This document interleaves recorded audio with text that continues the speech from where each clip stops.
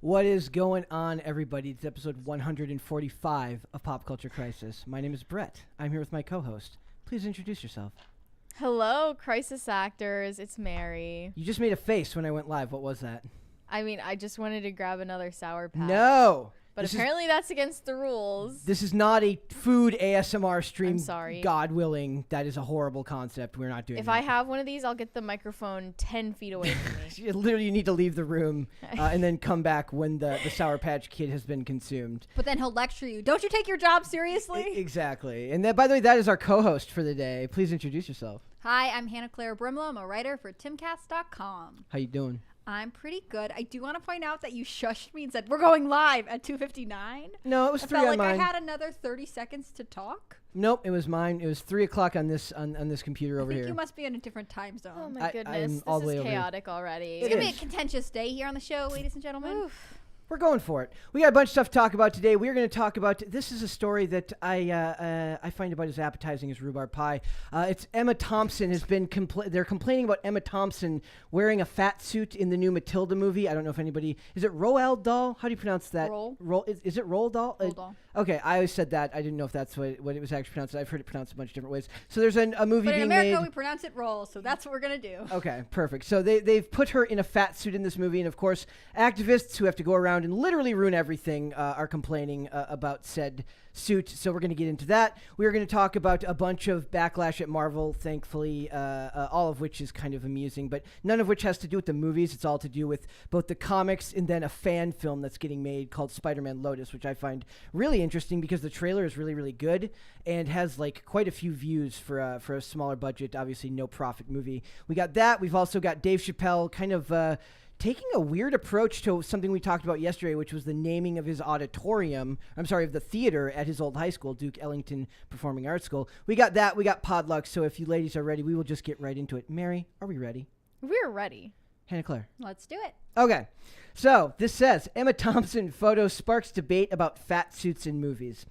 The first thing I thought of was Austin Powers. And yes, we are probably past that. The first thing I thought of was Insatiable from Netflix's 2018 show with Debbie Ryan. The one you sent me She wore a earlier? fat suit in that one, and I remembered that people were, I don't know, they were mad about it, but then also like saying it was an artistic decision. So that's where most of my problem with this comes in is there's a lot of language from the author of this op-ed, which was from Metro.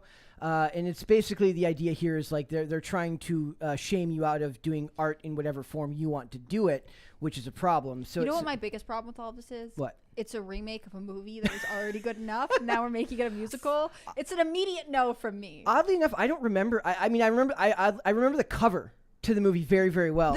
And the little girl was also the one, I believe she was in Miracle on 34th Street as well. I can't speak to that, but I know that actress is related to Ben Shapiro. They're like cousins or something. Really? Yeah. Holy crap. Wait, dang. like first cousins? Yes. She Came out and was like, I don't even like him. Before LA we is get such a small started, world. I'm going to look this up. Yeah, what's her name? I'll vamp here and say. Vamp here while I look for this. I need to know if this is true. I really liked the original Matilda. I mean, it's based off a Roald Dahl book. Are we talking the 1979 one or the one from the 2000s? 2000s probably, because nothing existed to me in the 1979. I was not alive. Brett maybe was. I'm not sure. I wasn't allowed to watch Matilda, even though I wanted to. Because she's like magic. Yeah, she like does witchcraft. I'm not even sure she's a witch though. What's like the it's point not of it? clear to me that she's like not like telekinetic. Mara Wilson? Yeah, Mara Wilson. Says Mara Wilson. Google Mara Wilson, Ben Shapiro. I'm 10 out of 10, definitely related. 10 out of 10, definitely Do they look related. alike? They kind of do. There's a little bit in the face there. I could see it. This is very interesting. We're getting off topic right off the bat, but this is very interesting. I'm telling you, somebody in the chat, back me up here. I know. Does anybody here know if this is actually true? They're related, and she like came out but and was like, "I don't believe in the things he believes." Oh, so right, she actually you totally thought that you did. She had to make a comment, of course.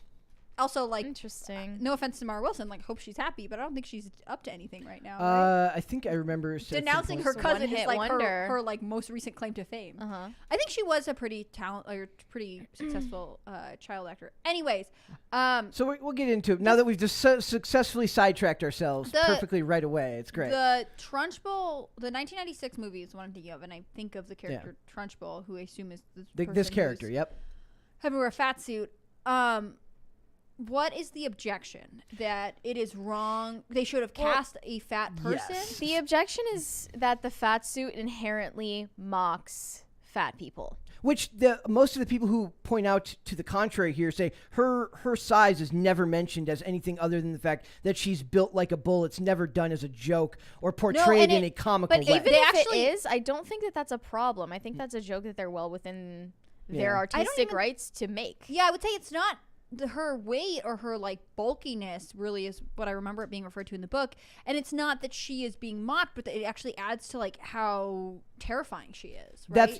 That's a huge part of it. And in some ways that like it would be like saying Maleficent, is that the one Angelina Jolie plays? Yeah. Yes. Like her height or something. Yeah. Like you could cast her as a short actress, but the height adds to this sort of villainous persona. So this is from a journalist named Emmy Harrison West, who wrote an op-ed for the Metro. It says, "Do we really need another skinny actress in a fat suit?" Harrison West wrote that such suits have been so normalized over the years that some people haven't even noticed, and that's what is so frustrating. The writer went on to state that this isn't Thompson's first foray into donning prosthetics to alter her appearance, having sported fake bingo wings and jowls for the Legends of Barney Thompson. I've never seen that, and added to her fame for Love Actually. She went on to write that seeing slim actresses in fat suits it's fat phobic and proves yet again that plus size women have to work harder to get recognized for jobs that should be by right theirs. No. You have no right to tell them who they can and cannot cast for a role. Also, Not are in you the saying slightest. that it would be better if this person put on 100 pounds for this role? Yeah. I mean, then they earned it. This also reminds me of when we were talking about Thank you. Bradley Cooper getting accused of anti-Semitism for having a prosthetic nose, and he dramatically changed his appearance for playing Leonard Bernstein. Mm-hmm. We talked about that just recently. Not too long ago. And it's like, in that case, do you want them to cast someone they think is very, like, quote, stereotypically Jewish looking? Or do you just want them to find the best actor for the job? That's what I said. The first thing that came to my mind, I said, okay, so if we take what they're saying as gospel and that we have to cast somebody of that size, who is an actress that they would cast for this role that has the star power that Emma Thompson has the acting ability that Emma Thompson has? Emma Thompson is a fantastic actress and has the ability to pull this role off and add name recognition. This is the same thing when we talked about the trans character that they bullied Scarlett Johansson out of playing. Who would have done that role? See, I think this is more closely akin to what's the Poison Ivy character? They were like, we're gonna have the first Asian Poison Ivy who's classically a redhead. Yeah, but there are redheads is a genetic thing. Like there are redheaded actresses in Hollywood or wherever. So to say like it's very selectively enforced, right? How it's important for the actor to look like the person they're playing. Yeah, I would which say is not their like, job. Their job is to act like the person, not look like the person. I would although say that's a that bonus. like if you're gonna enforce it this way, like that you're gonna have this weight, like only fat people can play fat people, then only redheads can play redheads, and only Asians can play Asians, and only like, which, you know, I know they selectively enforce. Like I remember with In the Heights, I think when they did that one, there was a huge like debate over whether people who are not Puerto Rican could play the Puerto Rican cast members or things like that. And again, you are totally right. Like, don't you just want someone who is good at the role at the end of the day? I understand honoring the description of a character to a certain extent, but again, this is only enforced when it's negative. It's stuff that like they believe there is a bias against. Like this is like really just betraying that the fact that they believe it's a bad thing to be plus size, to be fat, overweight. Like, and I would agree, but they also aren't willing to openly admit that.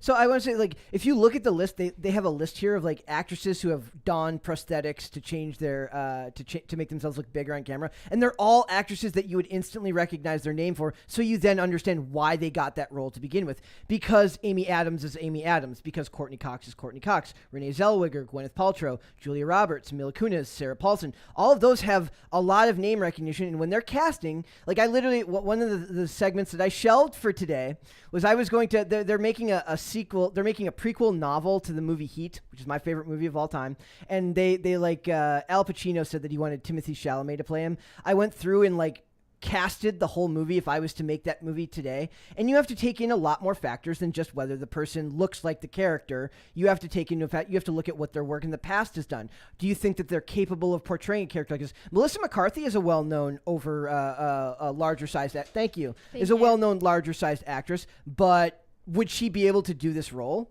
I doubt it. Like it just doesn't make sense, right? So it says she concluded, continuing to ignore the countless talented actresses in the plus size community in favor of slimmer people is so degrading. There it is. Oh, it was like right party. away. The very first one. gosh. Right away. We're gonna try to work through it. Oh my god. Hannah Claire is very Let excited. me just read this. I'm Dragon Stalin 1001 said, just because Mary was on Timcast IRL. Thank you. I really appreciate that. I was too busy working rhubarb into a sentence to say fresh off her appearance on Timcast IRL. You're ruining our game. I don't just know want what you game to you're know we talking talk about. the Why'd game. you There's reveal money it? everywhere. I have no idea what you're talking about. Guys, This bully is- Brett in the comments for not honoring our agreements. But yes, congratulations, Mary, on your debut on Timcast. Yeah. I mean, I don't think there's a ton to say about this topic other than, like, I just don't agree, and I think that they are holding themselves to a strange standard. I cannot reiterate more than my redhead example. Redheads are a minority community genetically and on Earth. Wait, you're a redhead? I'm not, but, like, Oh, okay. my redhead example is my stronghold here. Like, they are a genetic minority on Earth, and yet it's okay to recast them with people who are not natural redheads. Yes. I don't think that we should hold the same standard for being overweight, but at the same time, like, you can't It's have because one they without the believe other. that being overweight is inherently humiliating.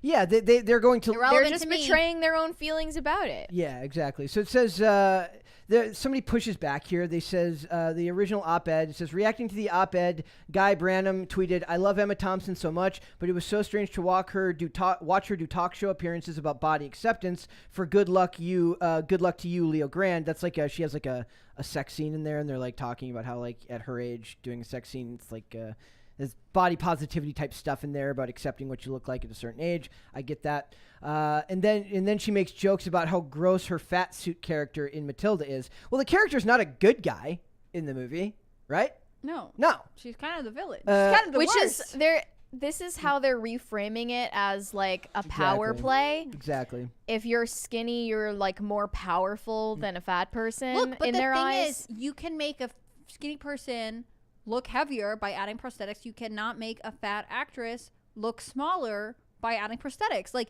there is a reason that, like, when, and I'm not saying all Hollywood body standards are healthy, but I think of like fashion models, right? And it's not, again, not the best example because it's an unhealthy industry, but like when you are asked to weigh a certain amount or be a certain size, it's because you're the hanger for the clothes. Like, in this role, the actress and actor, right? They're like the hanger for this character. Yeah. They are meant to portray something. It's not a reflection on them necessarily. It's just a reflection on their job or what the skills they're bringing to the table. It says, however, another pointed out that while they didn't necessarily disagree with the writer that Miss Trunchbull, who was played by Pam Ferris in the original movie, was the best choice to illustrate the message given her description.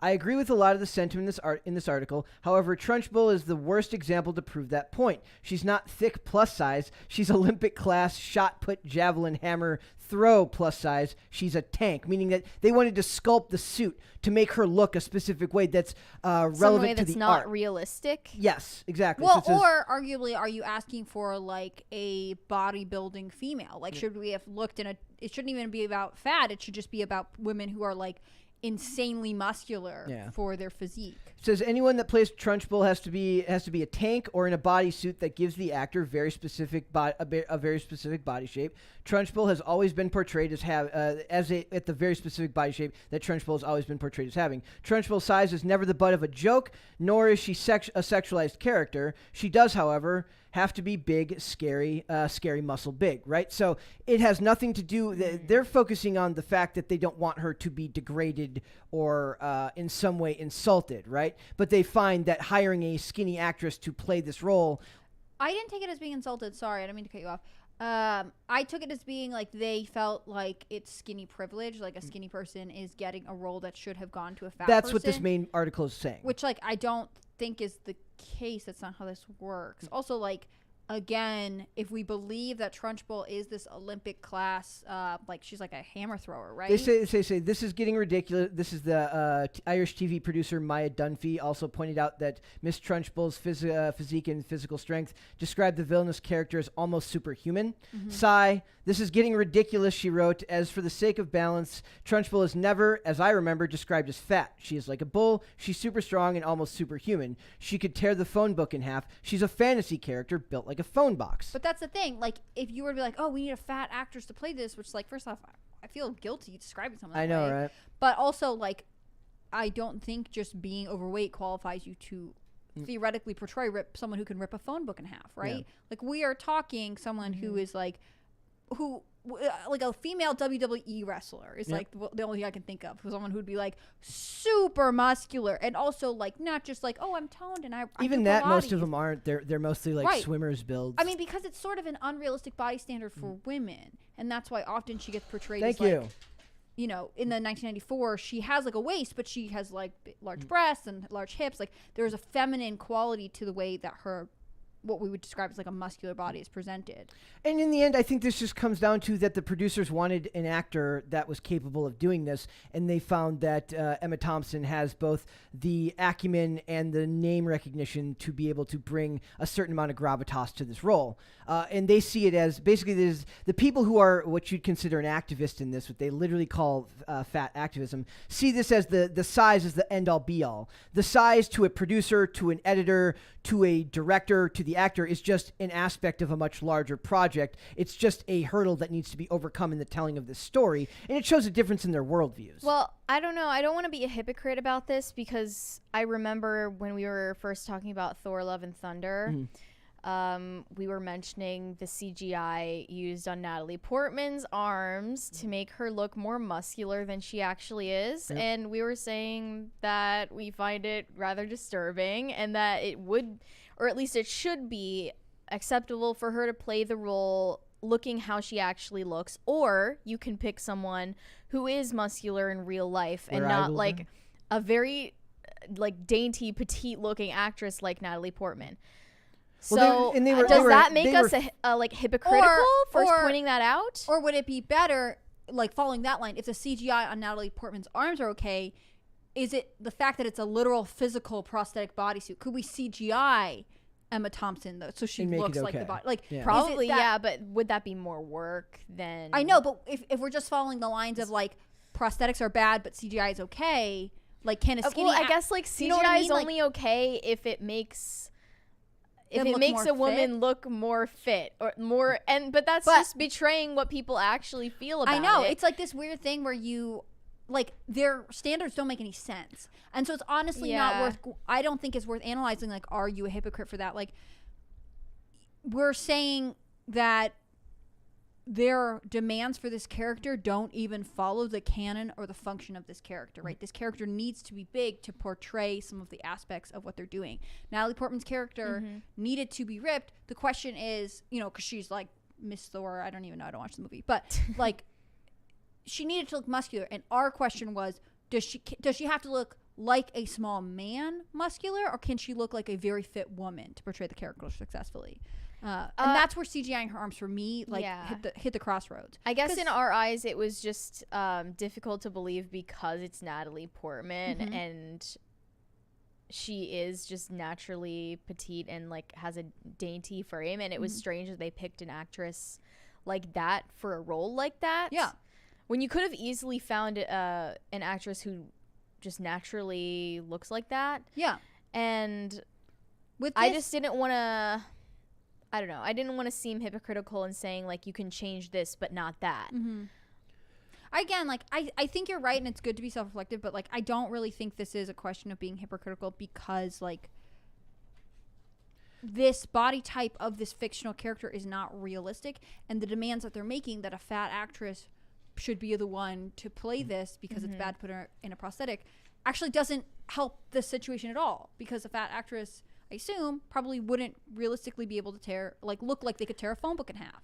I want to Like, talk yeah. about one more point in this article from this author, and it says, as a bigger woman, I find this characterization of my body type utterly dehumanizing and degrading. It's not ethical, authentic, or representative of any lived experience whatsoever, which is like the most hyperbolic statement This about fictional character is not realistic of anyone's lived experience. It's like Yeah. they're just making word I salad. mean, if you really want to go down the rabbit hole with these people, they don't even think that you should portray a character in any negative light whatsoever if it looks like them. Yes, exactly. That's what I said. They talk about characterization. Like, so does that mean you can literally only show them in a positive, glowing light, lest you be in trouble from general activists on the internet? And this is what Oh Hollywood. no, but then you're patronizing. It's just like, it's not built for you to be able to win. This is what Hollywood gets for embracing identity politics. It says it's not ethical, authentic, or representative of any lived experience whatsoever. I highly doubt that any actor that bears the brunt of a fat suit, as if it were a chore or a cross to bear,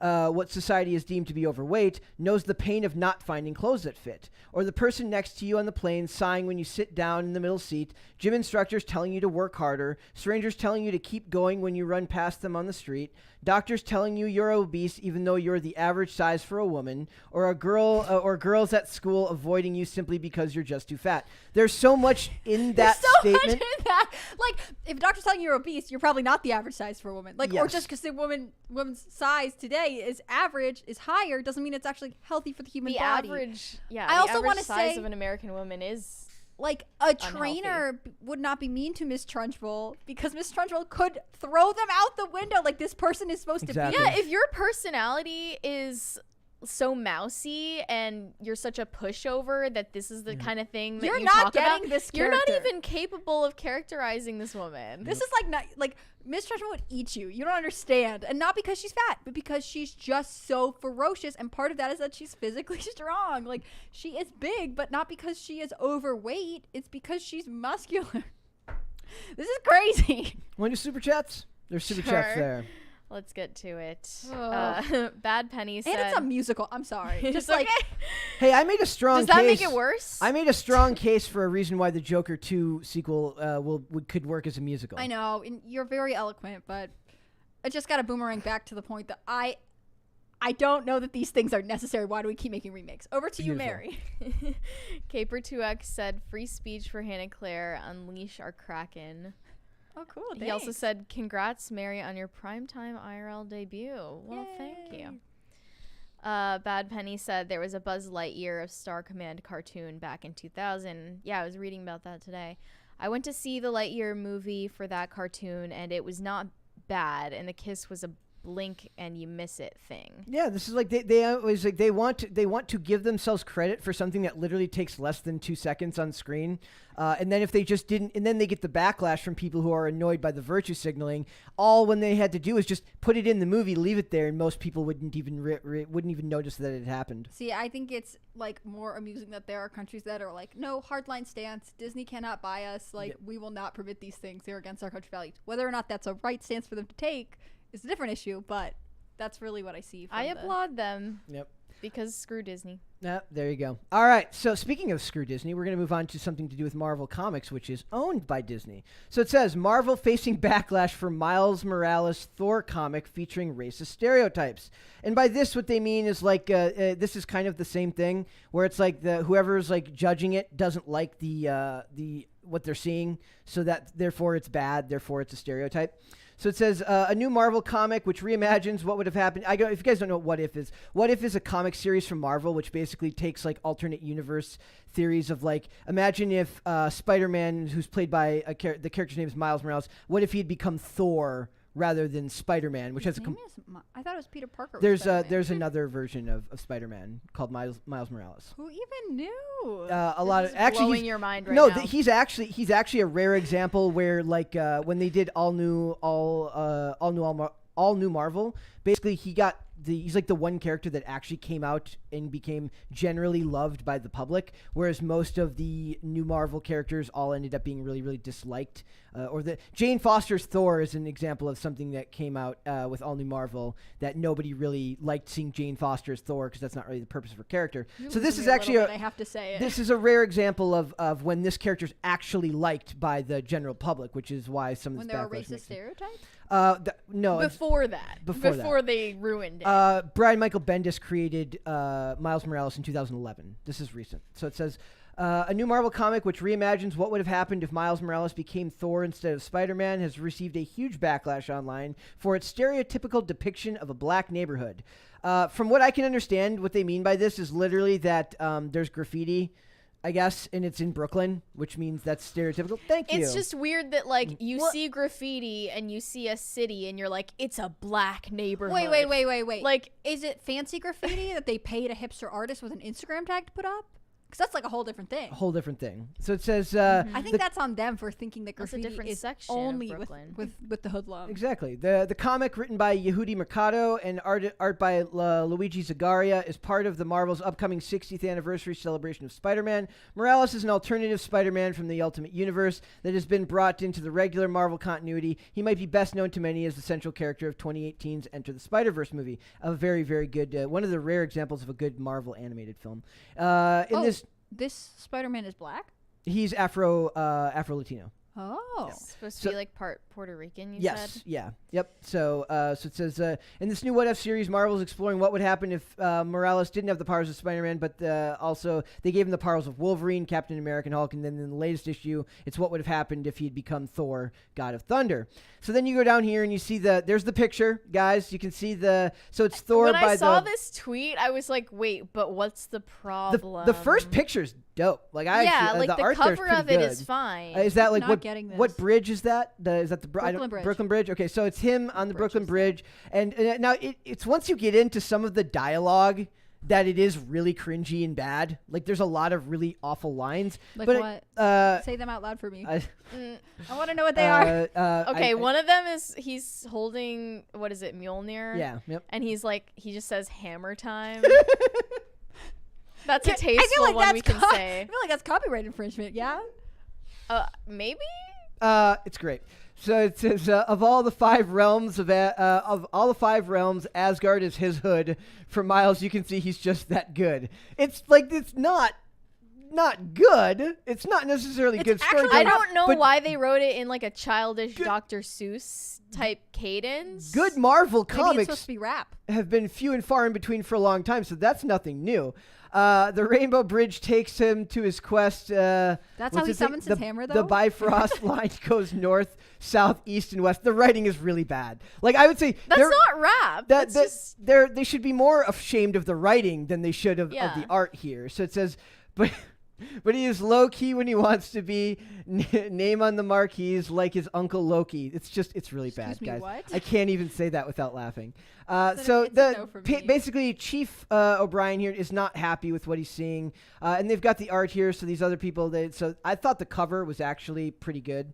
And generally, they're just pushing back and saying his line, Asgard is the hood, and the line, by Odin's fade, which I don't actually know what that's supposed to mean.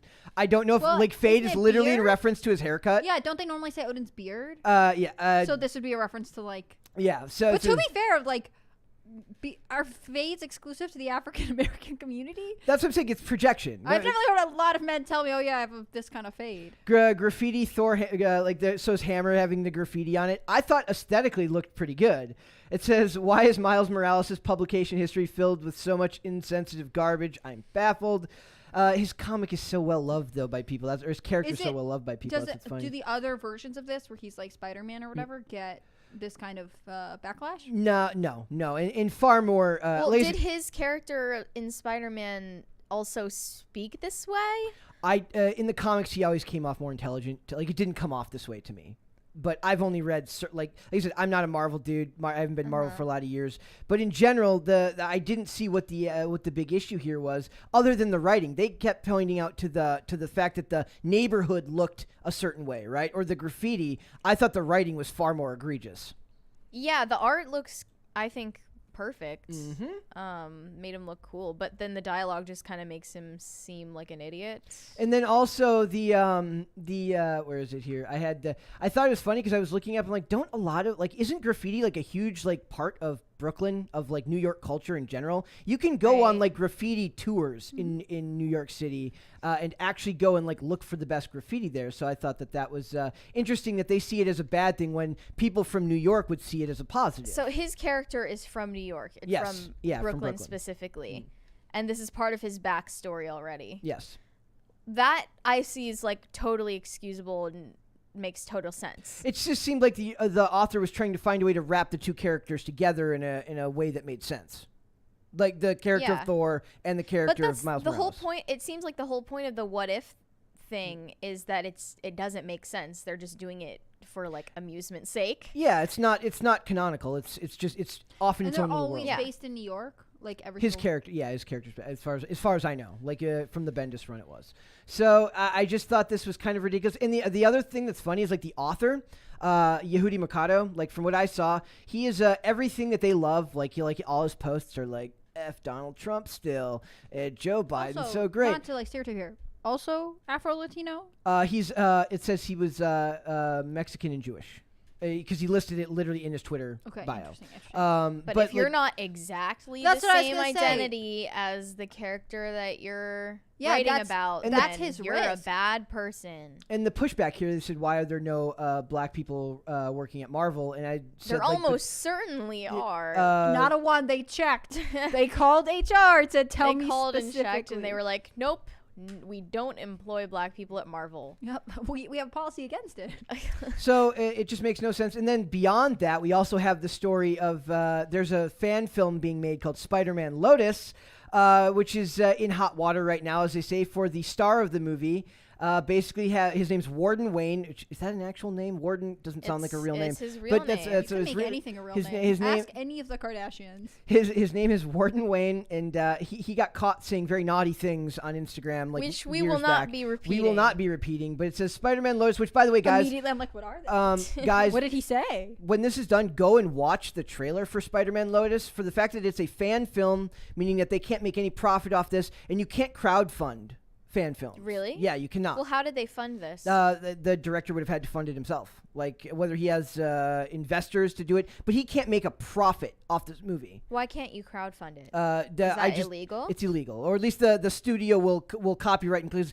How do they like a lot of people who make crowdfunded things never deliver? What if you just make the crowdfunding campaign, on the backs of an existing IP and then don't deliver? Then you're basically just taking money. But Marvel is still the entity making the profit off of it. I don't know what his. profit, though, I don't right? know if his if distribution was the point of it, or if he's just going to release it for free on YouTube. But he wouldn't be allowed to make profit off this movie if he wanted to. Okay. But the trailer for this film is very, very good. And the actor actually looks like a weird, like in the trailer. I don't know if they did it with makeup. He looks like a weird composite of Andrew Garfield and Tom Holland.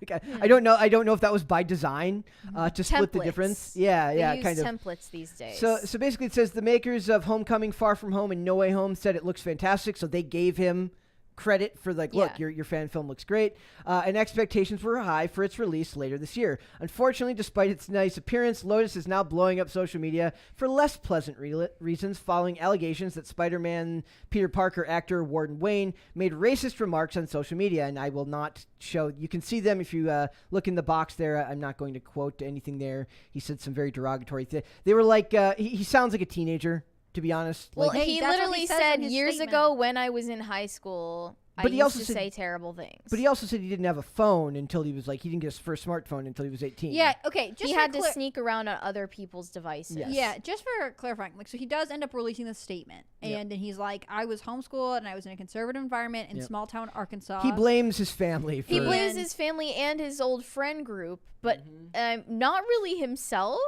He takes no personal I was an responsibility immature for it. kid with too much time and no sense of integrity. I was stupid. There was even a time I made an account solely dedicated to hating on Eunice, who's now one of my best friends. I don't know who that is. To be fair, he's a kid. You're young. You're a kid. He's responding the only way he probably The thing knows is, like, how. I just want to point out that, like, some of this is, like, some of it is, I agree with. Like, he's like, look, I have changed over the past 4 years. I grew up. I met different people. I, like, came to church with some things. And I think that's real. I think people can go through that.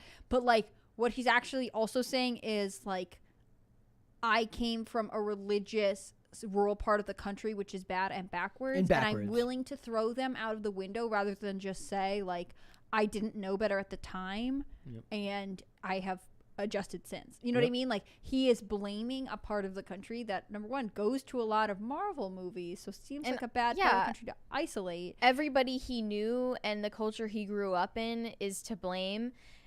I think at some point an apology can be so long-winded that it's just turning into a defense. Well, it's not really an apology. I mean, some of this is an apology. Some of it is it's supposed to have all of the appearances of one. But he used this to blame his friend group, his parents, people that he was vaguely associated with for some reason, such as the Duggars, also, which is like insane. It's funny that he's Do you want to explain that part? Because I didn't. The Duggars are the 19 Kids and Counting TLC family. Made a big spectacle of how they're in the, what is it called? The quiverful Baptist fundamentalists. Yeah, they're cult. They're like a Baptist sect, I but guess. like, he's just throwing their name out there so that Trying he to be can like, look how bad they all are. of these people together as like backwards and bad. Yeah, backwards people. There was this. She's probably wouldn't like me very much, but like, there's a therapist on YouTube who runs a channel, and she occasionally will like review YouTuber apologies or like just like celebrity apologies. So when they like come out with a statement and they're like, oh my gosh, scandal has occurred, very sorry, and she'll like go through like, this is what makes a good apology.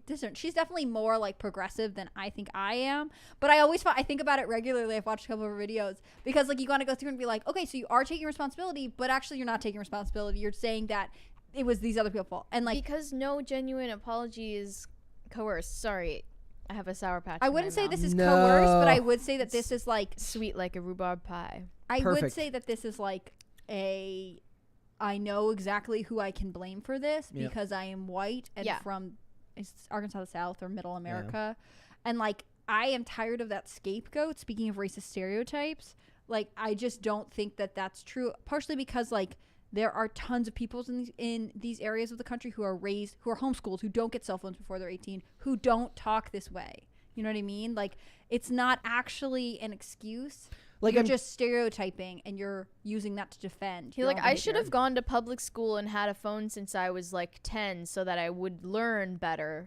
Like, and have unrestricted use of social media. In the Northeast or California. And then I would be a good person. Like no, the rest you of probably wouldn't. You probably would be just as awful. In fact, you got caught doing this thing, but I wonder what you're doing now. It was also strange to me just that he is kind of a nobody. So why does anyone care what he is doing in his private Instagram DMs? Like, some of these posts have like 11. A lot of these posts have like 11, 12,000 yeah, but likes like, and comments. Twitter like, isn't real. It's not real. The engagement isn't real, and the anger isn't real. It's all disingenuous or bots. So it says certain individuals have said everybody has their faults. Many individuals don't perceive theirs. And some have said, all joking aside, you're not sorry for being bigoted. You're sorry on the grounds that you got found out. Now, here's my problem with that. Whenever somebody says something like that, say you've said something awful in your life, right? Are you supposed to just, and you think you said something on June 23rd, 1995, and you're thinking about it like 10 years later. It's now June 23rd, 2005. You're like, you know what? I've changed. I should really address that thing that I said 10 years ago, just so people know that I'm not saying it because I got caught. I'm saying it because I've actually changed. When does that actually work out? Nobody actually does that. Yeah, that's why he said, like, I've been thinking about coming forward with this for a long time. No, he's been thinking about how he's going to get caught for a long time. But that's what happens. I wasn't going to come forward and draw attention to this thing because on the off chance you guys never found out, I didn't want to already out myself this way. Like, it's a weird standard that I think the internet makes us comply to, which is it all like resurfaces. It all resurfaces, and we are creating these weird archives. And the internet is forever. I don't know how to say that enough. Like, don't say things on any online platform at any time, no matter how encrypted you think it is, that you do not think you would be willing to answer for in a deposition. But at the same time, like, why would we expect every teenager to have impeccable behavior on the internet? Like I said, it's I really really believe, not of like the importance that anyone is claiming. I totally agree. I believe like he really could have changed. He really could have been like, oh wait, I don't really like the way that, whatever reckoning he came to. I believe that's real. But again, what he learned was where I grew up was bad, and they taught me to be racist, which I think is a very blanched way of addressing what's actually going on. Agreed. And also what probably was attention-seeking behavior as a teenager. Surprise, surprise, he's an actor now, so seems like he didn't heal from whatever was going on there. Fortunately, it seems like he's gotten some positive feedback under that tweet. So, but at the same time, like, I don't really feel bad for him because it's a disingenuous apology. And also, even if it were a genuine apology, you're unwise for bending the knee to these people anyway, because they don't care about the issue at hand. They just care about feeling like they can boss you around and feeling powerful online. And I assume that he, like, doing this movie, doing these, like, movies where you're not going to make money, like, he's probably in California, right? He's trying to make it as an actor. And so this getting a lot of attention could potentially be good for him, new agents or whatever the actors are into. But at the same time, like, maybe he feels like giving this big address to this thing now, like, we've cleared him and he's free to move forward with his Hollywood Which he star does not career. realize that he will not be cleared and you will not be forgiven. It will come back anytime also, like, something new comes out. It doesn't matter. Like, none of this is real. Mary is totally right. Twitter's not real. Hollywood's not real. None of this is real.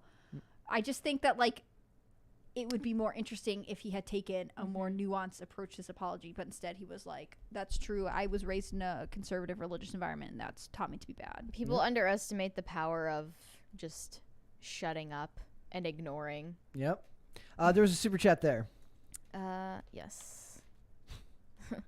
Vincent Serrano said, "Can I send you stickers at Bear Odd Fruit on Instagram?" Sure. We don't have a PO box Yeah, we anymore, don't. do we? I don't know. I'm sure we'll figure that out eventually, though. So, But generally, you should do that. yeah, we like stickers.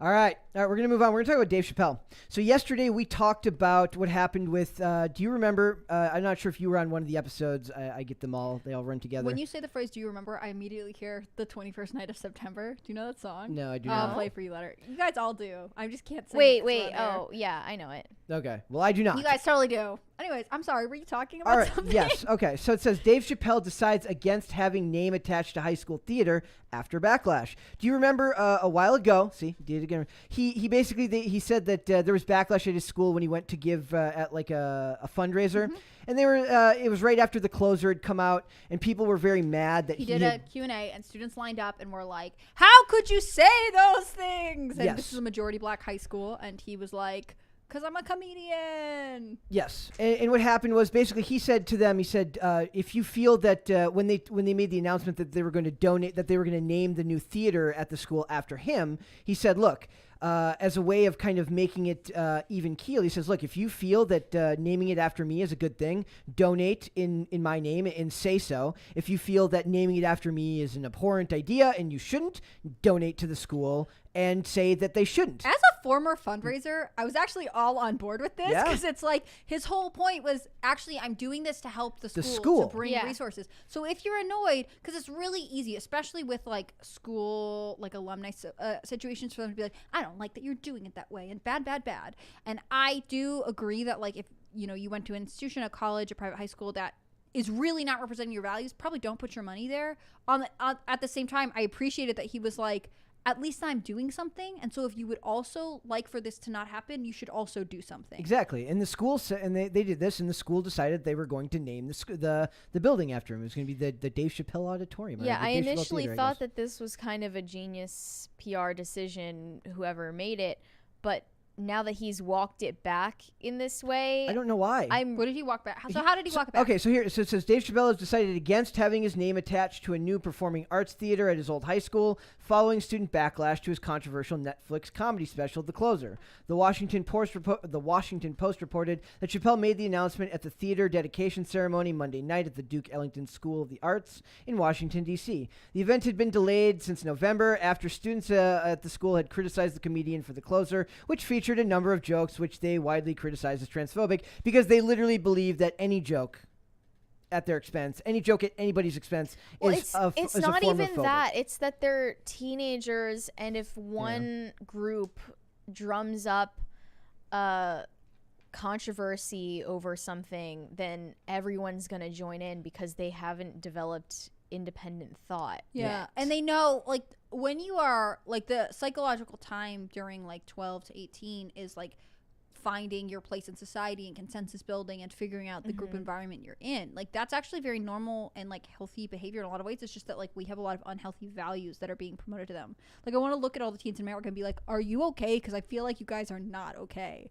Like, things are just so strange for them. They are the most we talked about this, like, they were not alive in a time basically without social media. Not just the internet, but, like, social media.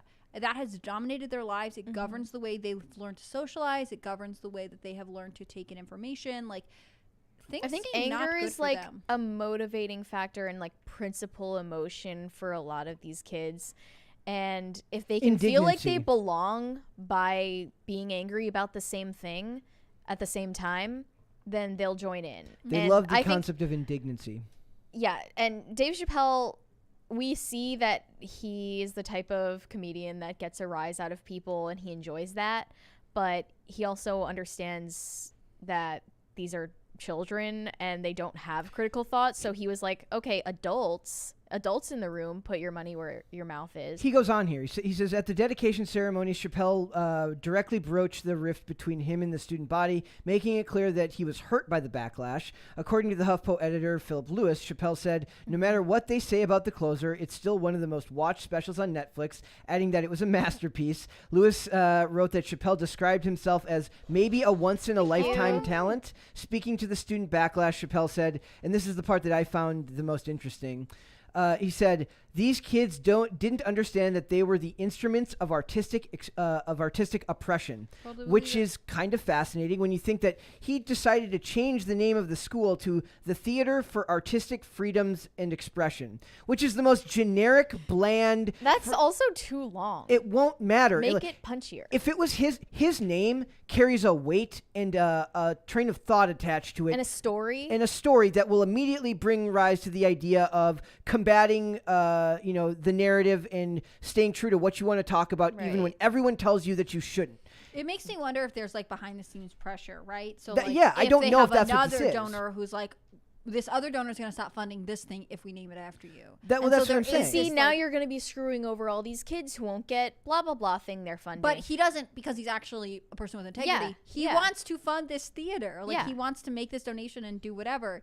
I mean, I do think that for a lot of people who are, like, just naturally altruistic, like, it actually isn't about having your name on a building. That is a perk, and, like, that can be, like, an incentive for some people to make the larger donations, especially at schools. But it seems like there's more at play here. I don't feel like he just, like, decided one day for it to not be the Chappelle Theater. That may come out later, that there was behind the scenes stuff, but it says he added that the more you say I can't say something, the more urgent it is for me to say it. That's why his name being attached to this is far more impactful than the concept of the Theater for Artistic Freedom and Expression, which nobody will remember. Right. Everyone can stand behind the vague idea of artistic freedom and free expression, but then when it comes to actually defending those things in practice, it's not as easy. Yep. In practice, that person who's freely expressing themselves has a name, and I think it should have been his on the theater. I think I'll go one step further to say that often free expression or, like, artistic freedom is a euphemism for, like, more progressive ideologies in American culture. Exactly. In some ways, I would have liked to see a newer, more interesting, euphemism there, or at least something that was actually about freedom and expression. Like, what if you named it the First Amendment Theater? That would have been hilarious. Yeah. But I think in some ways that makes, again, like I'm just developing this based on my own. So what do you think? personal- What do you think it was? Do you think it was a donor? Do you think? I think, okay, again, this is just like to preface this, my own personal theory based having worked in educational and political fundraising. I feel like there is something else at play here. I think probably either there's outrage from parents and students who are like, we will not use that theater. Like if you name it after Dave Chappelle because they're ungrateful, or there is another donor to the school. And it's hard to imagine that the school has another major donor because Dave Chappelle is, fantastically successful. So he's probably contributing a significant amount. But theoretically, there's another donor who is like, I do not want it to be the Dave Chappelle Theater, and I will pull my funding for scholarships or something else. It's wild to me that people can be that immature and like Donations pissy. are how people, not everyone, and I think Dave Chappelle falls in this other category, but often with privately funded institutions or anything, donations are how people buy influence. So someone there could be like, that's how their kid gets I in fund later. 500 scholarships to the school, so You're gonna let my kid in. you're right? not going to name it Yeah. after Dave Chappelle, and I'm not going to add, whatever.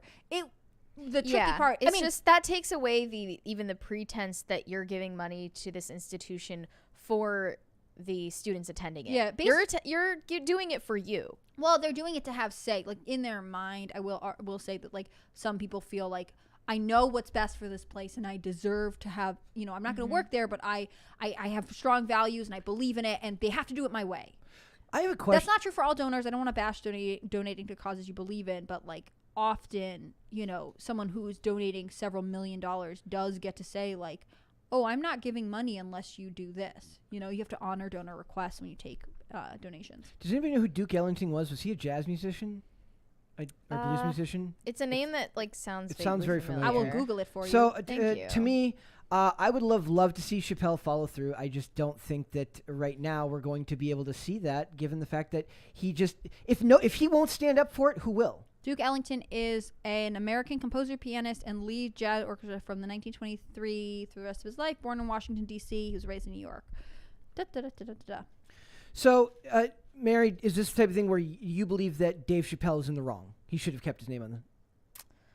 Yeah, I can't help but think it was a cowardly move because like... Or he wasn't given a choice. Well, you had to have foreseen that type of politics would enter into the conflict. Like, you have to be able to stand your ground.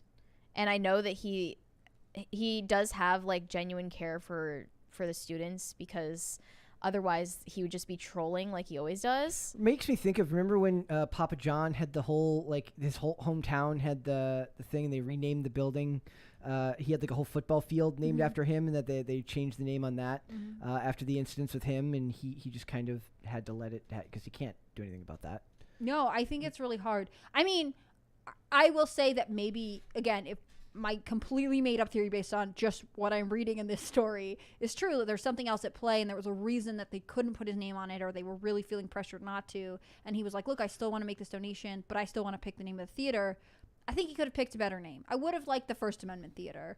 This one seems like a little bit That's a fantastic lackluster. name, actually. That would have been a great name. Dave for the Chappelle, theater. contact me for all your next naming opportunities. We can talk about it. That is a fantastic name. But you know what I mean? Like artistic freedom and expression. I get that's what he's into, but let's think about how that term is used culturally So right generic. It's so generic to me.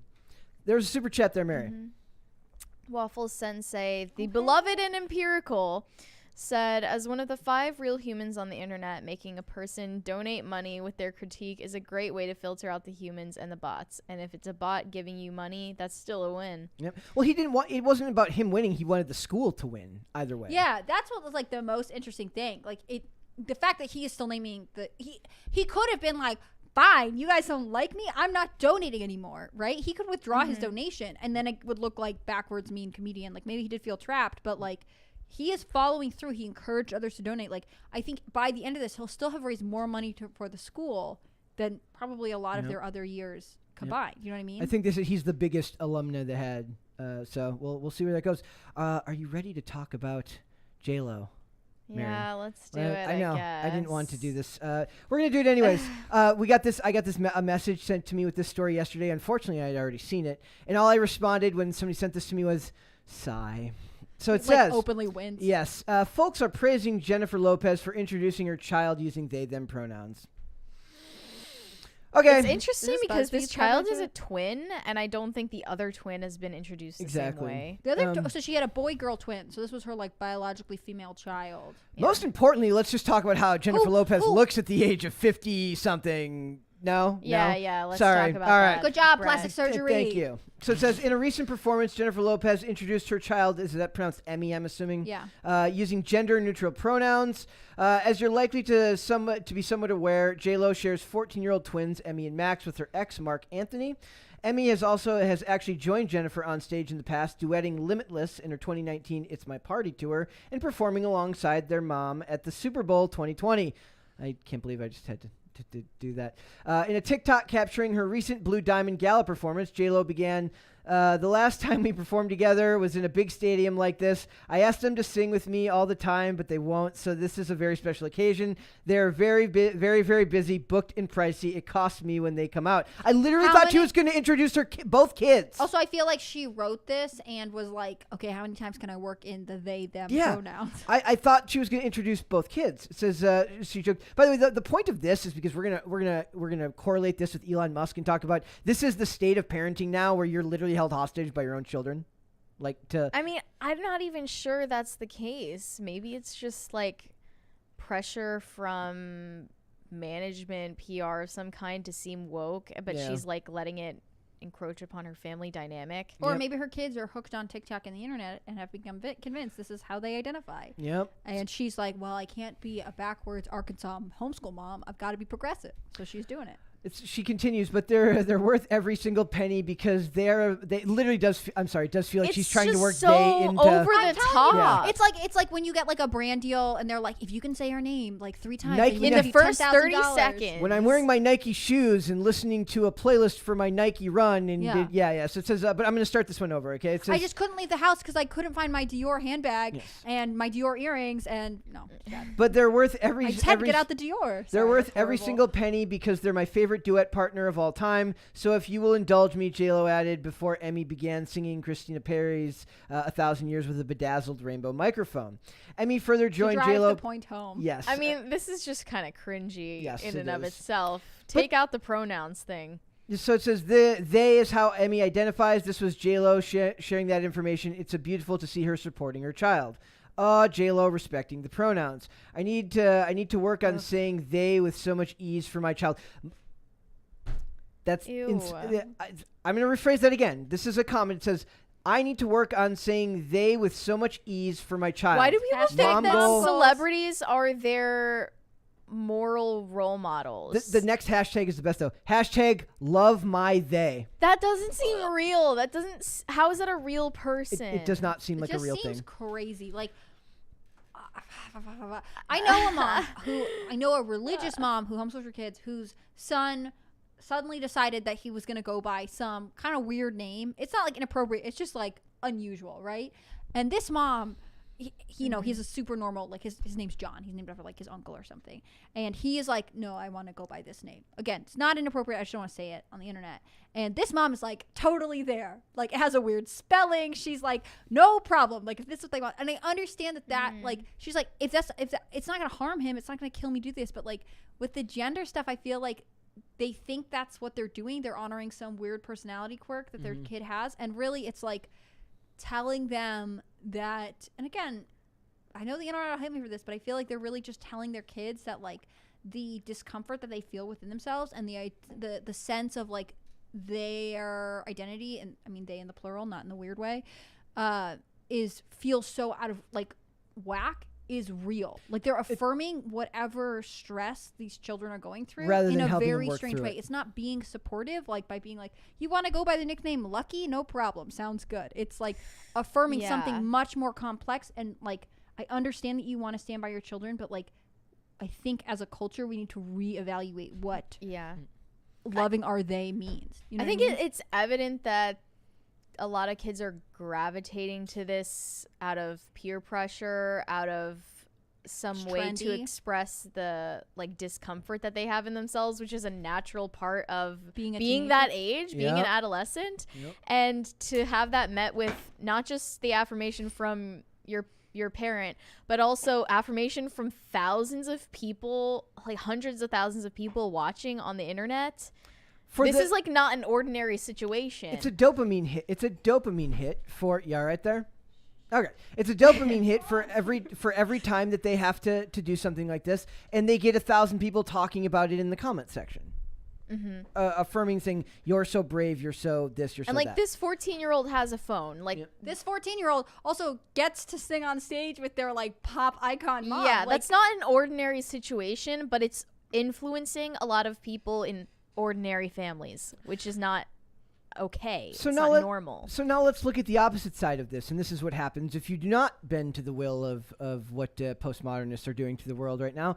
Yeah. Elon Musk's daughter files to change last name, no longer wants to be related to him. My first question is, do you want to be related to his money? I really want to know That's if what I wanna know. I really want to know whether it's none of my business, I know, but I really want to know if I want to know who's funding the former Xavier Alexander Musk's lawyer, because Yep. this child filed paperwork because this child is now 18. I'm gonna avoid pronouns as much as I can because like I don't want to go against my own beliefs, but I also don't want to seem outwardly rude on the internet.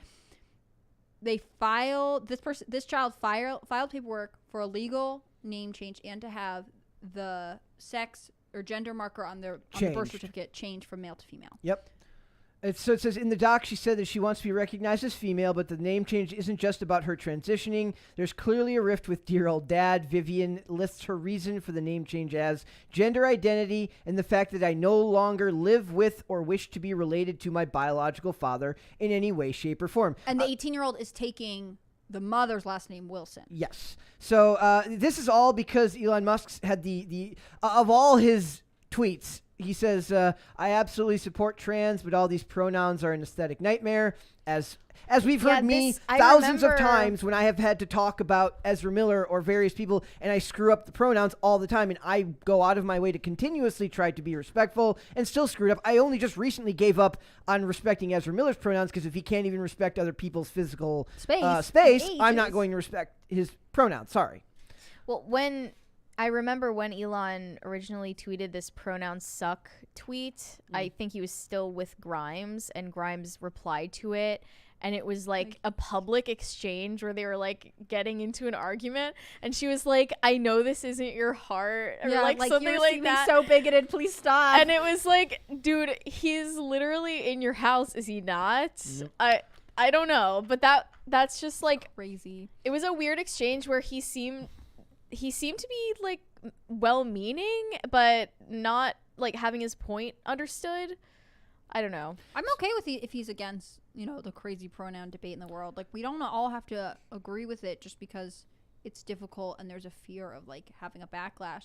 I know you have this link open. I'm gonna just jump ahead and say he made some comments about how wondering if like TikTok is destroying civilization. I took that one out, and it was- we were going to talk about that. Like, Okay. basically, the idea here is that he was saying that it's giving people really, really bad ADD and inability Giving to people focus. a lot of I think problems. I Like think women one are of- developing tics, right? That was like a big thing. I think one of the things is, he has 18-year-old, and a set of 18-year-old twins and a set of like I think 16-year-old triplets, and I wonder if they're all on TikTok and getting like a lot of influence from that. I think there is a link to social media and By TikTok, gender Elon. dysphoria, and I wonder those comments were 2 days ago, and so it makes me wonder if like these happen to be coming right when this legal battle. I mean, this is obviously something that's been happening at home for a long time.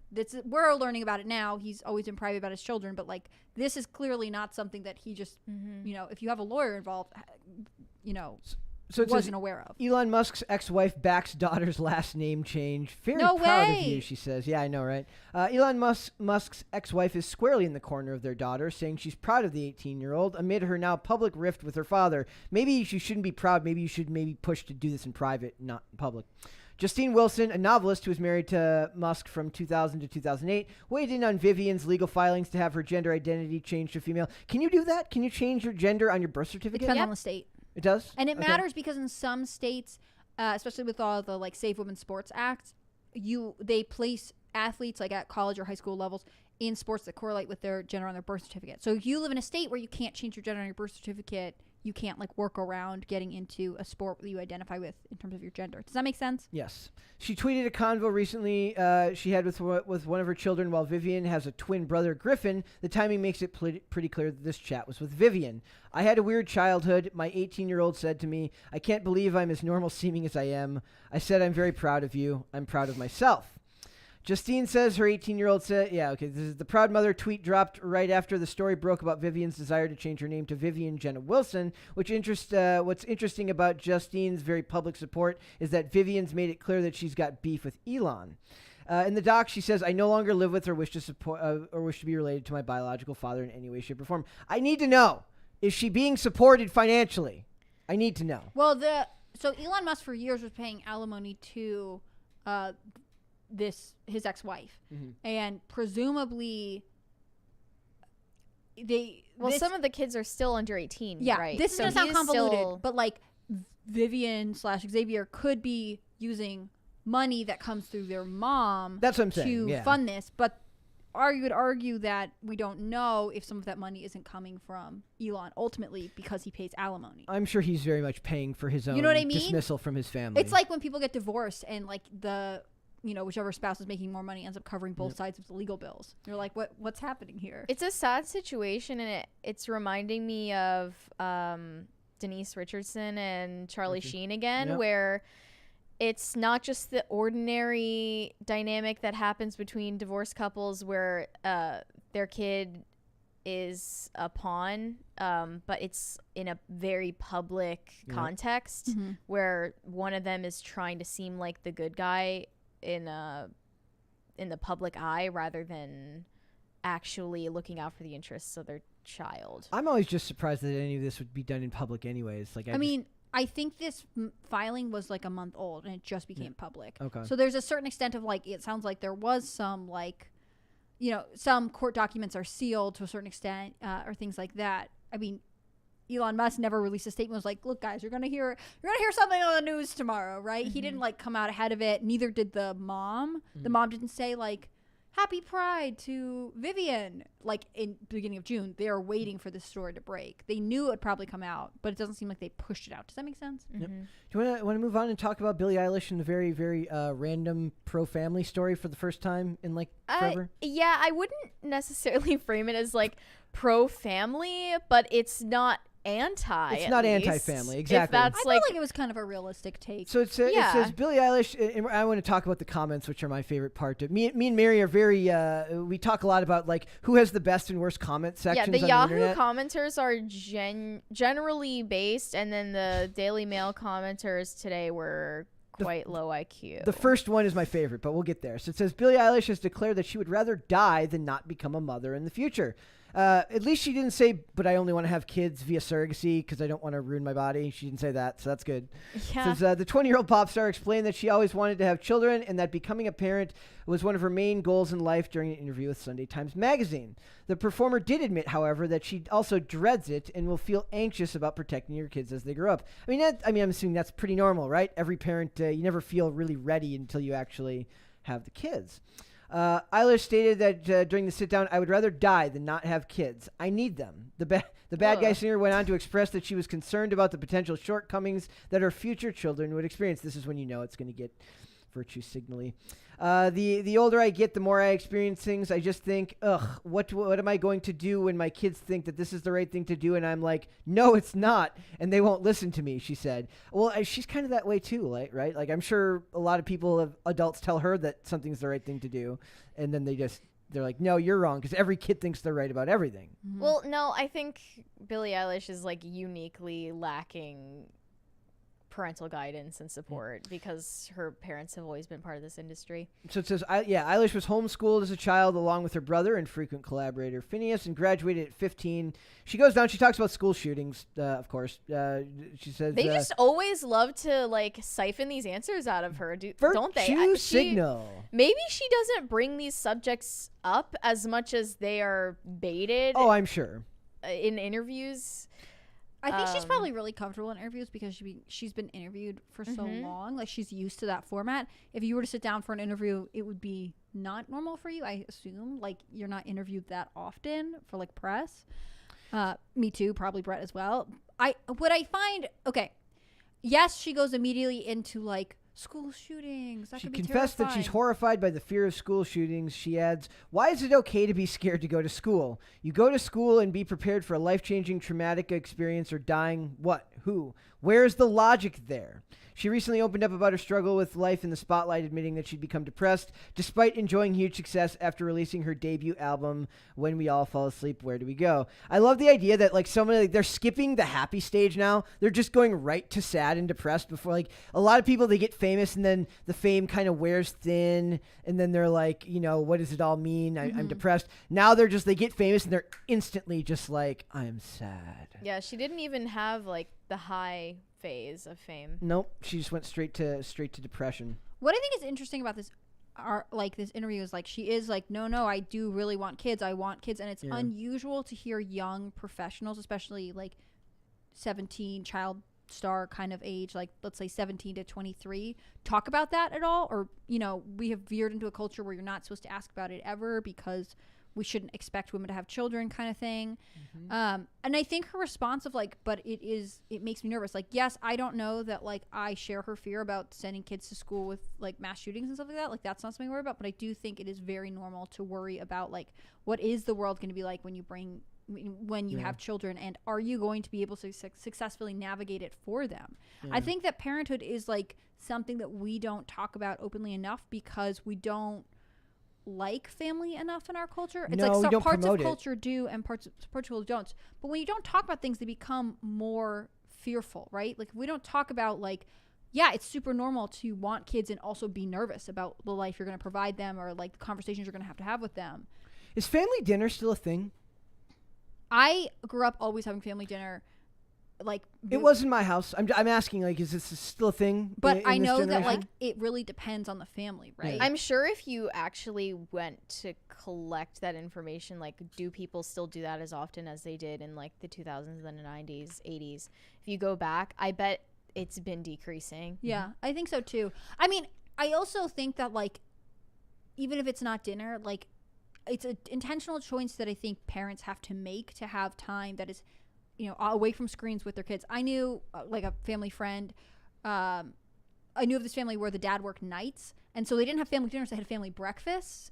Like, he would be asleep when they got home from school and then, like, kiss them goodbye and leave for work, and then they would go to bed and they'd wake up and he'd work his shift, and then he'd come home, and at the end of his shift they'd all sit down every single morning and have breakfast together, and then he would go to bed and his kids would go off to school because it wouldn't work for him to be there for dinner. But it was, like, a choice for their family that, like, they needed time with their dad. Seems important. That's anchored, right? Yeah. Was family dinner big in your? It was for you? It was something we did all the time. My dad made it a really intentional choice, but my dad also so my dad is a widower and made the choice early on to not to work from home. Like, this is when, like, internet was getting big and he could do it, because he wanted to be readily accessible to my brother and I growing up because we had lost a parent. And I know young parents now who struggle with this, like, their kids go to bed at 5:30. You know, they're like toddlers. They go to bed at like 6 or 7. Wait, like, what? Yeah, like a 3-year-old. They go to bed early. Okay. I thought you meant, like, older kids. He's like 17. He goes to bed at 5. Well, and so they have this conversation where that's like, okay, if our mono. 3-year-old's going to go to bed, like, when is it important to start doing this? When is it important to start having family dinner together? Because your 3-year-old is aware of you and they understand one-on-one time, but they're little. Do you want to eat dinner at 5:30 every night? Like, maybe we not. did in my house. We ate dinner at 5. Oh yeah, That's so early. That's so American. Yep. Yeah, but, like, if that's, like, what it takes to keep your, like, to have that moment, I don't know. I mean, but we're talking about the ordinary person's experience, and you can't compare it to someone who's a child star. Well, I'm saying, but if she values motherhood, then she needs to be able to I don't think she necessarily values motherhood as much as she is lonely. I think she is a child star who is alienated from her parents because they seem like momager types, and then she's, like, basically a business partner with her brother. She says she needs children. She didn't say I want children. She, like, I need them. I'd rather die than not have them. it's like a little scary to make comments like that, and it speaks to just her being an isolated person overall because of her line of work. I think there's some hyperbole in like the intensity of what she said, but I mean, like, she's what, 20? I knew when I was 20 that I wanted to have kids. I knew I would be really sad if I like never had the chance to have them. I don't think I was like sitting there being like, I will literally die if I don't have them. I don't think I would have said need, right? But like, it was something that I think I was extremely aware of, and like, it wasn't something I would lie to myself about. I think that like, it's unusual to hear it. She feels like, oh, it's so desperate, this need, like, probably because people in her industry don't talk about it. Like, well, it's extremely normal to want to grow up and have children. I think the sense of dread and terror that she's expressing, whether it's hyperbolic or not, is just coming from a place that, like, as a child star, you're presented a much more grim version of the world than maybe reality. Mm-hmm. And you don't want to bring a child into that because you weren't protected. Well, I would say too, like, I'm for homeschooling. I think you were homeschooled, right? Like, no, I wasn't. Okay, she's homeschooled, and theoretically, like, gun violence wasn't on her mind when she was going to school. I mean, if she did attend public school or private school for a while, like, I don't think, like, I grew up and like we did have active shooter drills and stuff, and like, yeah, they're serious, and like they're like, it's a reality that this could happen. Thank you. But like, I don't live in abject terror of them. There are things that I'm way more afraid of, right? I think that there's sort of a disconnect between understanding what children are really experiencing in reality versus like what you'll actually face as a challenge as a parent. You know what I mean? Like, yeah, I just think she, like Billie Eilish, might have an amplified sense of like danger in the world because she's constantly surrounded by security detail. Mm-hmm. Because people probably charge at her, try to touch her inappropriately, have sexualized her from a young age. Her parents, I wouldn't trust, are anything more than like managers to her now. Yeah, I would be more interested if she had said something like, you know, instead of the mass shooting thing, which seems like a talking point that comes at the right time, if she had said like, I'm afraid of raising children because I'm extremely famous and I want them to live a life where they have, you know, a sense of privacy, and I don't know that I can give that to them. That would have been like a really nuanced comment. But she's just not a very nuanced person. Well, I also think that it's like, she's baited into giving these like soundbite. Well, and no one's talking to her about it, I bet. Yeah. No one is saying like, do you feel like if you could turn back the clock and be more private, you would do it? Like, who's Sia, the like songwriter who always wears a wig, or I don't know if she does anymore. Yeah, she doesn't do that anymore. But at first, that was her motivation. She wanted privacy. Said like she wanted to like be able to go to Target without her makeup on and not be mobbed. Like, if we raise teen pop stars without revealing their identity, right? Like, would they be as successful? And like, would it be worth trading off some of the fame for the chance to make the decision later to control the way your privacy is dismantled? So there's a couple comments here that I thought were very funny in a very depressing sort of way. This comment says, do the world a favor and don't have kids. A very selfish act to bring life into this shit show of a planet. I know people who really believe that. Thank you for that person. They fundamentally will tell you that like you are destroying the world by having children, and I think that is such a strange thing to believe. This other one says that that's a great deal of emotional baggage to put on your future kids. Not very healthy. Do you agree with that? That what she's doing is somehow baggage. Like, I guess they're saying like, because she's saying if I can't have kids, like one of the comments that clearly got deleted from here says it's like so what are you going to do what is she going to do if she can't have kids? Commit suicide?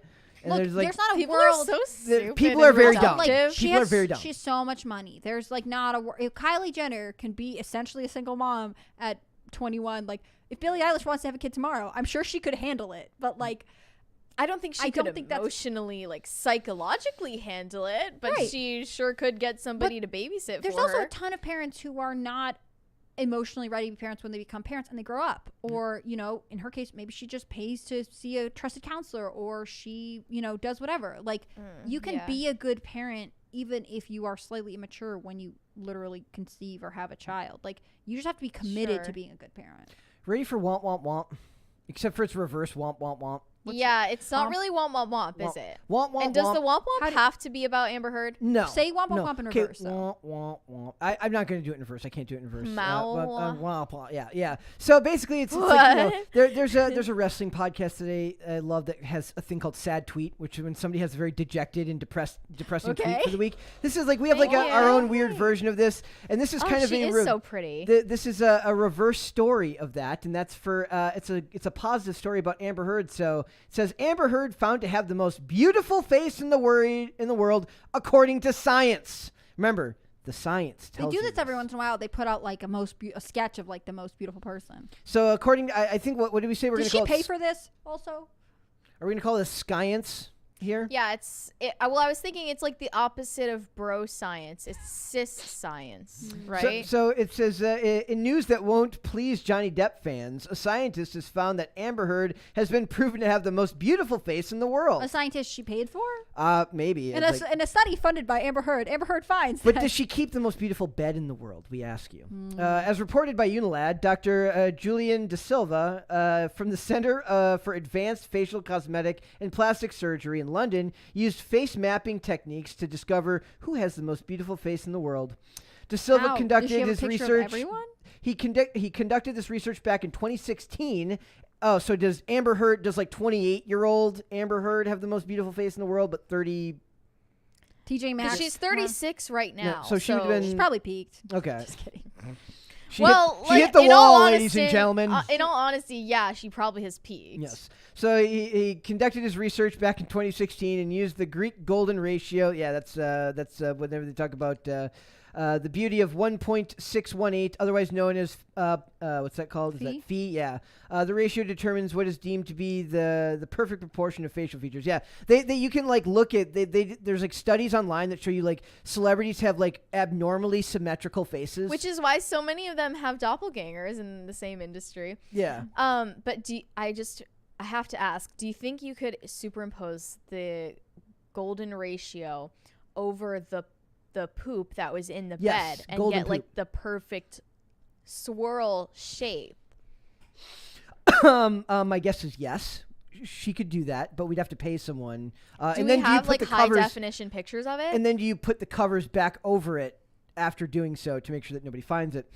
I also want to know if this checks dogs that have stepped on bees. We're very immature Yes. people. Going by this theory, Heard scored by an impressive 91.85%. Speaking to Us Weekly at the time, De Silva said, "The Greeks discovered that the ratio occurs everywhere in nature, and for thousands of years, it has been thought to hold the secret formula for the world's most beautiful faces." So is this like why, like when people are like casted, like they don't know why you're drawn to them? And they also say that people that are attractive are inherently more trusted than other Yeah, people. yeah. So does that mean that Johnny Depp has like a super golden ratio face, and that's why he won the trial? Well, did they include men in this study? I have no Maybe idea. they directly Nope. compared Amber Heard and Johnny Depp and were like, no, she's Johnny better Depp is like looking. certainly well past his prime. Yes. So I don't think that's why he won. So it says, using the same techniques, De Silva also discovered that Kim Kardashian has the best eyebrows, Scarlett Johansson had the best eyes, Oh. and Emily, I can never pronounce her last, Ratajkowski. Ratajkowski, had the most perfect lips. So This creep just like being like, He look at ju- all these pretty look women. at That's interesting. He's like, 'cause these are she very got- attractive women. I can If tell you who's the best looking. if I wrap Let me it up- look at their pictures all day long. If I wrap it up I in thought silence. Radishkowski had lip injections. So Well, Probably. then he's saying And that's just Kim a... Kardashian has probably got work done on her eyebrows. I mean, Yeah. we this- can buy perfection apparently. This guy's Yeah. literally he works for a plastic surgery institute, so that's perfectly in line with what he's trying to sell It you. turns out that he has done all of this. Like he's like Amber Heard is his #1 client, and he's like, turns out that she's the best looking woman in the world. Come on in, ladies. If you want to look like Amber Heard, then you know who to call. Exactly. So would either of you want to look like Amber Heard? That is the question. I mean, maybe. Yeah, Maybe she's I'll- always. We I'll never get in touch denied with this that she's man. beautiful. No, right? she's a beautiful woman.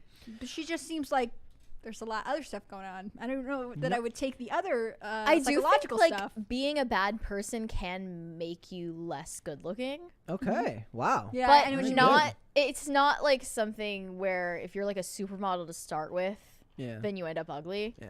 It's like slight changes, I think. Also, like Probably when those slight changes occur, she just is like, "Hey, Dr. Silva, let's fix that up." We've got some changes that I'm need so to be cynical made. about it. I mean, like, if you want plastic surgery, that's cool, but like, it's so hard for me to look at anyone who's in any kind of professional industry where you have to look good and be like, it's not natural. Yep. Well, that's just like there's like what is it, like TMZ has the series. It's like it's older people. It's like good genes or good docs. Like I'm watching a show called The Old Man right now. It's got Amy Brenneman, who was in Heat in 1995, and she doesn't look that much different than she does. I mean, she does, but she still very much looks of the same caliber that she did back in that time. Tom Cruise. Val Kilmer has gray hair, and Tom Cruise suspiciously does not. Adrenochrome. That's what it is. It's adrenochrome. There were super chats. Unavailable ID name says, I was hoping. Mary has a Sour Patch Kids skewered on one of her sweet Don't fake expose nails. me. I love it. I think it's like more hardcore. Okay. He says, I was hoping Dana would be on to talk about the new Dragon Age show. I'm interested in hearing about it from you guys. Is fantasy the new pop culture? I have a hard time with that one because I Rather struggle. have Dave than have me. Thanks, comments. I No, I'm just struggle kidding. with almost all fantasy shows because of the linguistics of it. I had a really hard time with Game of Thrones. It has a hard time keeping my attention. Anything The Witcher did the same thing for me. But Dane will be on Thursday this week, so it Yeah. is possible that we could talk about You it then. almost lost your mind and forgot, You will have but to. I he will did. be on Thursday. Earlier, I was like, did I get somebody for Thursday? Yeah, I kind of lost my mind. So you'll have to. Panic eyes and Brett got really used to us all being in a routine, and now he's got like an abundance of guests who want to be on the show. Yeah. So- We're just too popular. You will have That's to. honestly so like- hard. it's honestly like a credit to both of you. You guys have worked so hard, and like I've Now loved seeing everyone's this going to grow. shill for the Yep. show. Shill, Yeah. shill, shill. So tune in on Thursday, and perhaps we will end up talking about it then. Right. A Waffle Sensei, the beloved and empirical, said, is Hannah Claire saying that all child stars should basically be Hannah Montana? Is that what you're saying? I don't. I don't don't understand that know reference. what the point. So probably not Was. saying that. I guess what he's is Hannah Montana's the one that like What, like has never a become secret an life. adult? No, she's like goes to school during the week, and then like Oh, like yeah. have a secret private life? no, that seems stressful for children. What I meant by that was like if Billie Eilish had come out, like she did it to a certain degree with the way she wore her clothes. Like she wore really baggy clothes and was like, "Look, it's so you guys don't sexualize me. Like I'm doing this on purpose. Like I'm doing They this." still sexualized her. They do it anyways, Yeah. but like it was her attempt to control how much of her body was how her body was depicted by the media, which I respected. And to a certain extent, like maybe she should have just worn a mask too while she was at it, and that way she could have, she's probably not going to go to high school. She's touring like crazy, but like she could have gone to In-N-Out with her friends and not been recognized. You know what I mean? Mm-hmm. Do we need it? I mean, she's very beautiful. Did we need her face out there before she was 18 to sell her music? Is her music enough? That's all I meant by it. Perfect. All right. I was actually going to bring up one other thing, but I think we will save that. We will save that for tomorrow. So Hannah Claire, thank you so much for coming today. Hey, thanks for having me. It's a blast. I feel like I've been here a little bit. Of all of those things, which did you like talking about the most?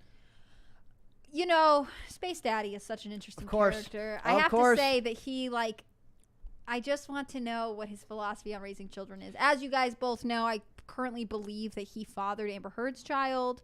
And he was, by all accounts, a very devoted and involved dad with his first 5. So I'm very curious to see, what co-parenting. The first 5 are always the hardest. That's what I heard. That's Co-parenting with Grimm's is Yep. going to be like. And I read this report today that she was like, oh, yeah, we have these 2, and we'll probably have 3 or 4 more, but did not specify how that was going to happen. very terrifying. And I suspect, Yeah. he'll have more kids. I mean, I just find that story interesting, and I think that, again, Billie Eilish is scared of mass shootings. I am scared about how culture is going to talk to our children about gender. Absolutely. Elon's also interesting because he kind of rides the line of like culture and the political. So Yeah. you have to kind And of figure out where he fits in Elon each is discussion. an interesting guy. I think he Yeah. has more people in his life than he knows what to do with. Yeah. He's literally stretching he's himself really too building thin. his own colony.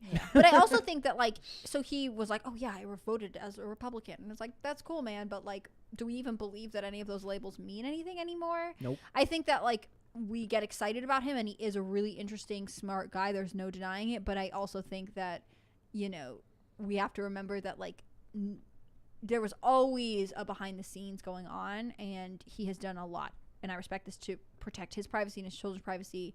So even when he's making public statements, like, he's not Trump. Like, he's not just whipping out his phone and tweeting whatever comes to mind. He's much more intentional with what information he reveals. So I always find, hearing about what's going on with sweet Elon. Also, I heard that his name is pronounced Alon. Oh no.